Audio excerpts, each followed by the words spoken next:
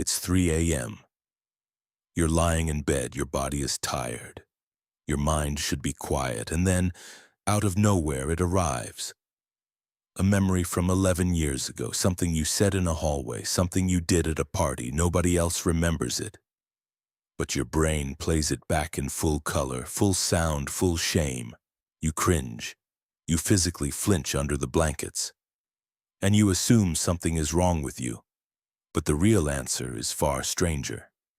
That memory isn't a glitch.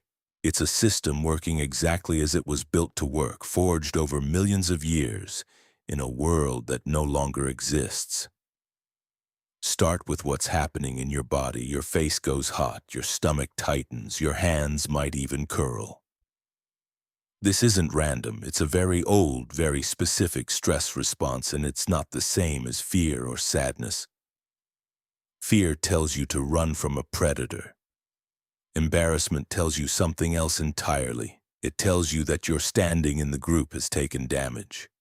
And for most of human history, your standing in the group wasn't a minor social detail. It was the difference between eating and starving, between protection and exile, between life and death. Here's the part most people never learn.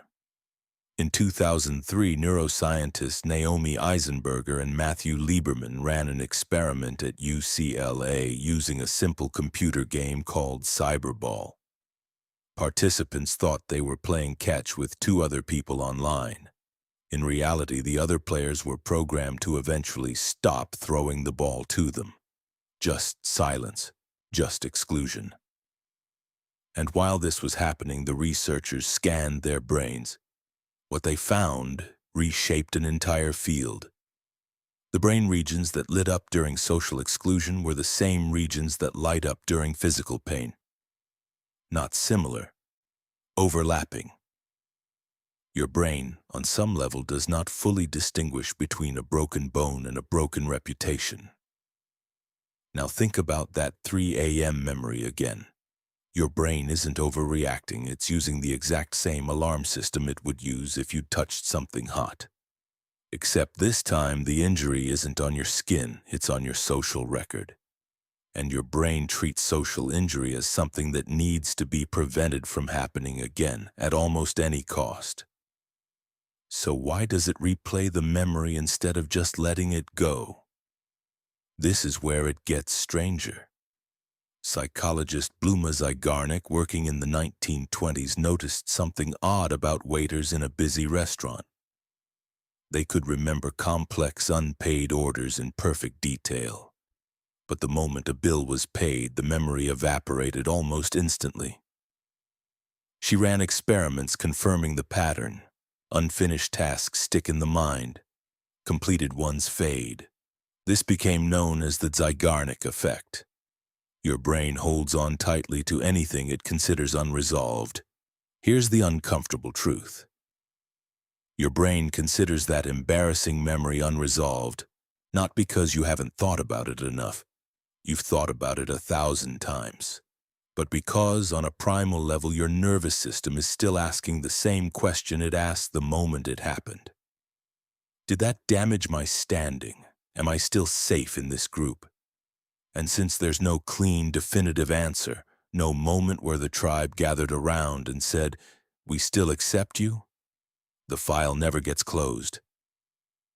It sits in an open folder in the back of your mind, and every so often, especially when your defenses are down, like at 3 a.m., it resurfaces for review. There's a third piece to this puzzle, and it comes from psychologist Daché Keltner, who spent years studying the physical behavior of embarrassment itself.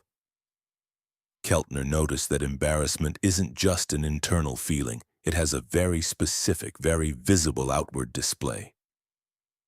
The gaze drops. The head tilts down and to the side.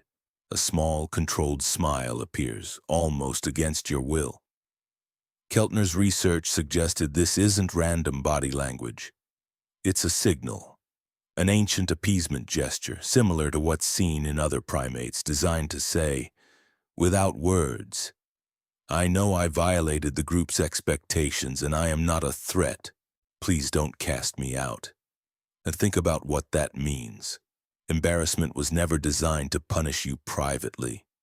It was designed to be broadcast. It evolved as a public repair mechanism, a way to signal submission and rebuild trust after a social misstep, back when your entire world was 30 or 40 people who knew your face, your family, and your mistakes. In that world, a blush wasn't weakness. It was survival software running exactly on schedule. But here's the twist that changes everything. That system was built for small tribes. Groups where a mistake was seen by a dozen people, addressed within days, and then, more often than not, forgotten, because the tribe needed you for hunting, for gathering, for defense. There was no permanent record, no replay button. Time itself helped the wound close. Now look at your life. How many people were actually there for that hallway moment 11 years ago? Maybe 3. How many of them still remember it? Statistically, almost none. Studies on memory bias consistently show that people dramatically overestimate how much others notice and remember their mistakes, a pattern researchers call the spotlight effect. You are quite literally the only person still running the tape. So why does your brain still treat this like an emergency? Because your ancient alarm system has no idea that 11 years have passed, or that the audience has forgotten, or that the world has moved on. It was never built to calculate time elapsed or crowd memory. It was built for one job. Keep scanning for unresolved threats to your social standing and keep flagging them until they feel resolved. It doesn't know that in a world of 8 billion strangers, most people are far too busy replaying their own 3 a.m. memories to think about yours. And this is where the mismatch becomes almost unbearable. Modern life didn't remove the audience, it multiplied it. A single post can reach thousands of people instantly. A comment can sit visible forever, unlike a spoken mistake in a small tribal camp that dissolved into memory within a season. Your nervous system, still calibrated for 30 witnesses and a forgiving passage of time, is now trying to process an audience that never fully forgets and never fully stops watching. No wonder the alarm never fully switches off. So what do you actually do with a brain built for a world that no longer exists? Understanding the mechanism changes its grip on you. When that memory surfaces at 3 a.m., it isn't evidence that you're broken or that the mistake was as catastrophic as it feels. It's your amygdala running a threat detection protocol that's tens of thousands of years out of date, misapplying ancient survival code to a moment that has long since expired. The feeling is real. The danger is not. There's something almost strange and even quietly humbling in realizing this. The same wiring that makes you cringe under the covers at 3 a.m. is the same wiring that once helped your ancestors survive exile, hunger, and the cold outside the fire's edge. It's not a flaw in you. It's a feature, inherited, intact, and simply pointed at the wrong target now. Your brain isn't trying to hurt you when it replays that memory. It's trying to protect a version of you that hasn't existed for over 100,000 years. In a tribe that no longer exists, from a danger that no longer applies.